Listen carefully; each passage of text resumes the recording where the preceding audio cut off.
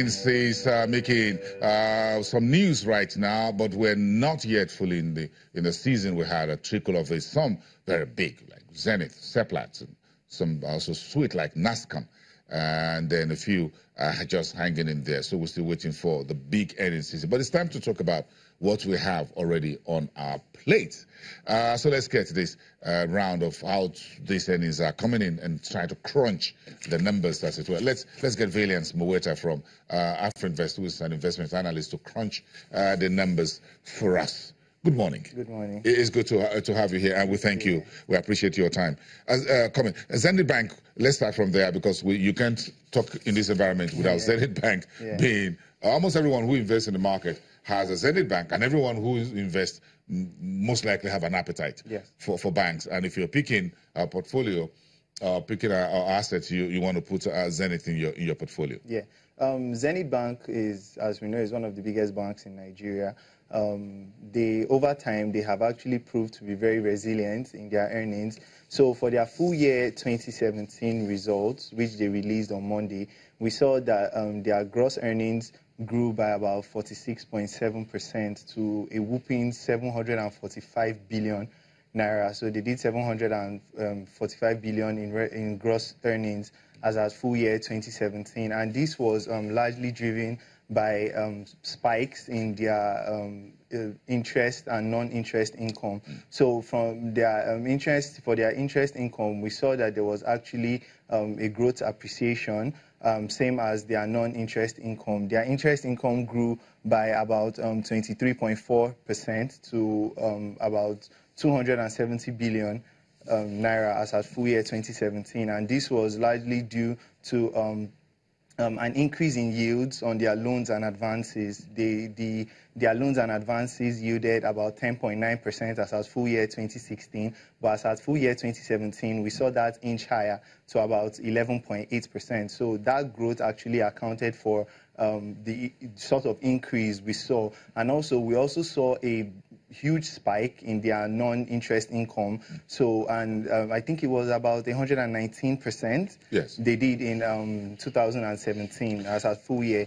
And this was largely driven by their trading activities, their trading income. So their non-interest income actually grew to about 270 billion in full year 2017, and that was very impressive.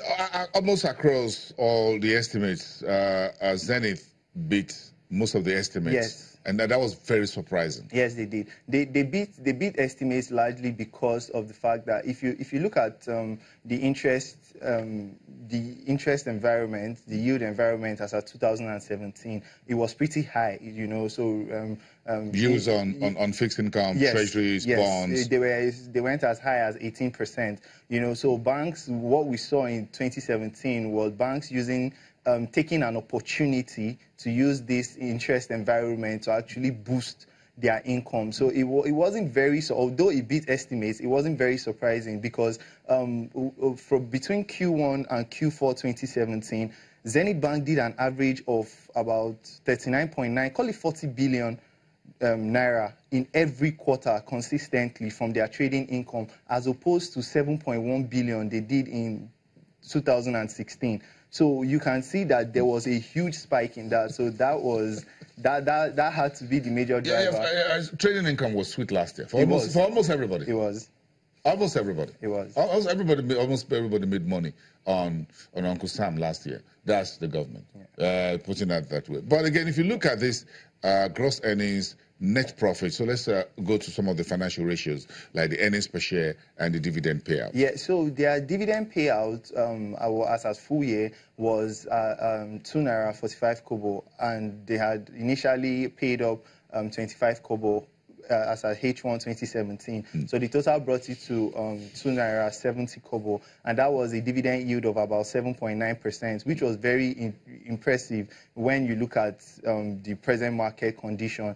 The price to book value pre-earnings release was about 1.5 times, but when the earnings came out, we saw that there wasn't the anticipated reaction from investors wasn't initially there, you know, so because a lot of investors had already factored in the valuation, and talking to a few, they had actually expected more You know, In considering terms of cash dividend? yes, yes, they had. This wasn't good enough. Well, that's What are we expecting? Yeah. Tell me. Well, there's no We're looking for consensus 3 figure. naira. Yeah, some were saying 3 naira, some were between 3 naira 20 kobo, you know, within that range. But nonetheless, the bank did very well. Their earnings was very impressive, and I mean, to shareholders that are actually looking for dividend-paying stocks, Zenith is always going to be a good investment. And currently, the price-to-book value is about 1.2 times currently, so there is still an upside potential. But a lot of folks still not disagree with the earnings when you look at the price to earnings for this band. They believe, hold on a second, I'm not too sure I'm comfortable with these numbers.